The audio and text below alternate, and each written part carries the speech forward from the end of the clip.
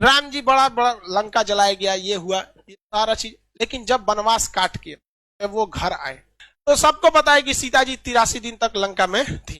लेकिन रावण को श्राप भी तो था कि अगर वो सीता जी को गलत नियति से टच भी करता है तो भस्म हो जाएगा। पूरी दुनिया जानती थी कि सीता जी एकदम पवित्र है।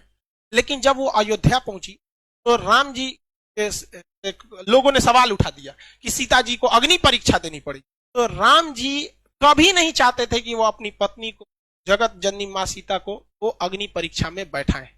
लेकिन समाज में आकर उन्होंने कहा कि 90% लोग को विश्वास है कि एकदम पवित्र है। इवन कि अशोक वाटिका में रावण रखा था तो उसके अंदर भी बहुत ज्यादा इंसानियत थी। बहुत से लोग रावण की इंसानियत को भी कहते हैं और कहते भी है कि सीता जी को पवित्र लौटाया गया था।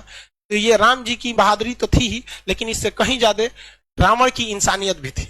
और जो दशहरा के दिन रावण को जलाते हैं तो एक कोटेशन आता है, ये रावण भी बोलता है, मुझे आग लगाने वालों जरा ये बताओ इस भीड़ में राम कौन है। लेकिन हम लोग दशहरे में उस रावण को जलाते हैं। हकीकत देखिएगा तो उससे नीच और आदमी आज हम लोग बन के बैठे। लेकिन राम जी अयोध्या आए ना, 90% लोग खुश थे कि आज हमारे मर्यादा पुरुषोत्तम राम आ गए। लेकिन उस समय भी लोग की कमी उंगली उठाने की नहीं थी, लोगों ने भगवान पर उंगली उठा दिया और भगवान ने सोचा कि चलो ना हम अग्नि परीक्षा दे देंगे, जगत जननी मां सीता तो पवित्र ही है, अग्नि परीक्षा में क्या हो जाएगा, सफल तो हो ही जाएंगे। हुआ भी वही, मां सीता अग्नि परीक्षा में बैठी, क्या सीता जी को आग जला पाई थी? नहीं।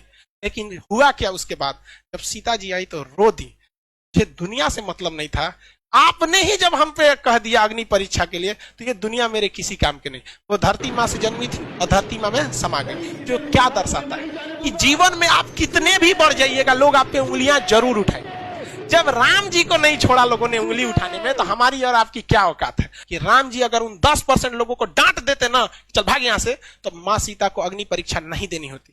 लव और कुश को छोड़कर मां सीता कभी नहीं जाती, बचपन में बेचारे रोते रह गए।